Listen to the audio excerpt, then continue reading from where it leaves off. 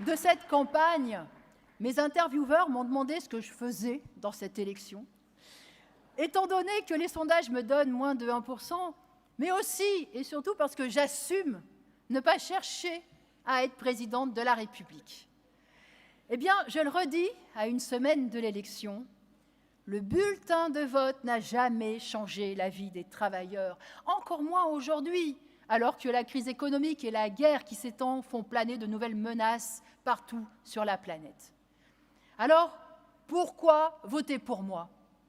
Eh bien, parce qu'il faut affirmer la nécessité de se battre et de renverser le capitalisme, parce que c'est un vote de vérité et de conscience, un vote de courage et de responsabilité. C'est un vote de résistance aussi, contre les 1001 pressions qui s'exercent contre nous, à commencer par les illusions électoralistes.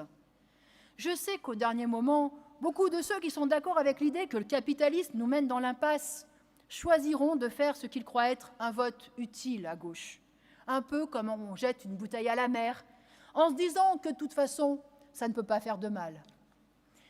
Eh bien, si, ça peut faire du mal, parce que le monde du travail se réveille toujours de ses illusions électoralistes avec la gueule de bois.